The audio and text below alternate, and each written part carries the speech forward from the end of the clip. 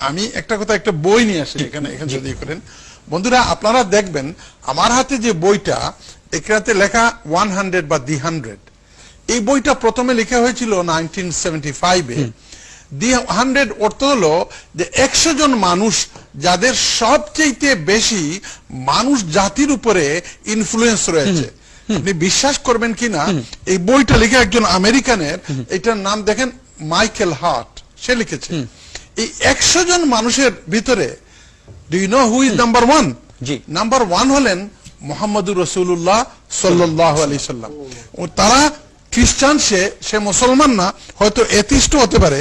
উনি বলতেছে যে প্রফেট মুহাম্মদ সাল্লাল্লাহু আলাইহি সাল্লাম has the most influence in the entire human being. এখন দেখেন এখানে এই বইয়ের প্রথম দেখেন নাম এখানে আছে, এখানে আলবার্ট আইনস্টাইন আছে, প্রেসিডেন্ট কেনেডি আছেন, তারপরে গর্বাচেভ আছেন রাশিয়ার। এই ধরনের 100 জন মানুষের অনেক জনের ছবি আছে এখানে। কিন্তু even Michael Hart, he didn't put the any picture of our beloved prophet মুহাম্মদুর রাসূলুল্লাহ সাল্লাল্লাহু আলাইহি সাল্লাম। ওনার সম্বন্ধে একটা সেন্টেন্স বলবো, আমি বেশি সময় নিব না।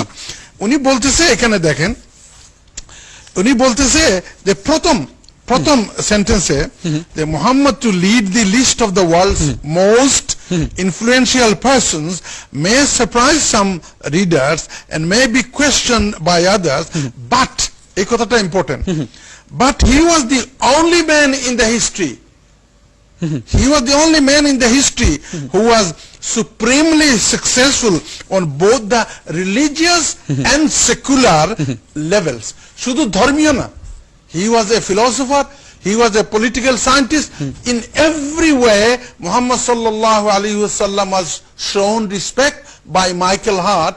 Then Allah নবীর সবচেয়ে বেশি ইনফ্লুয়েন্স হলো মানুষ জাতির উপরে। এখন আমাদের যে প্রিয় প্রেসিডেন্ট, টার্কির প্রেসিডেন্ট যে এরদোগান সাহেব বলেছেন যে Macron need some mental health treatment, এটা উনি ঠিক বলেছে।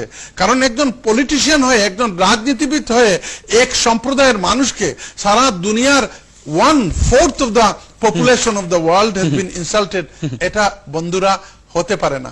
আমার কথা প্রায় শেষ। আল্লাহ নবী বলতেছেন যে তোমরা সারপ্রাইজ হবা না, আখেরি জমানায় সায়াতিকুম ফি আখিরিজ জামানি দাজ্জালুন কাযাবুন ইয়াতুকুম বিমা লাম তাসমাউ আনতুম ওয়ালা আবাউকুম ফাইয়াকুম ওয়া ইয়াহুম। আমি না, স্বয়ং মুহাম্মদুর রাসূলুল্লাহ সাল্লাল্লাহু আলাইহি ওয়াসাল্লাম বলতেছেন যে যুগে যুগে তো আখেরি জমানায় কিছু দাজ্জাল আসবে, মাকরনের মতো দাজ্জাল, কাযাব, এরা মিথ্যুক হবে, তাদের কথাবার্তা কোনো ঠিক হবে না।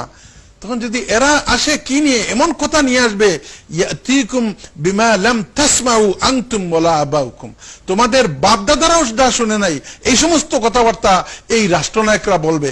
যদি এরকম বলে তাহলে কি করবা?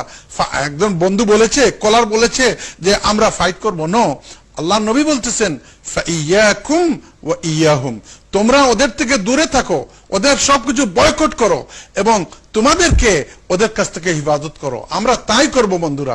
ফ্রান্স কোনো জিনিস কিনবো না, ফ্রান্স কোনো জিনিস খাবো না। Qatar, Middle East, Jordan, Malaysia, Bangladesh, Pakistan, সব জায়গায় ফ্রান্সের গুডস কে বয়কট করতেছে। আমার মনে হয় আমরা উত্তেজিত হয়ে কোনো কিছু করব না, কিন্তু with reasons we have the right to protect.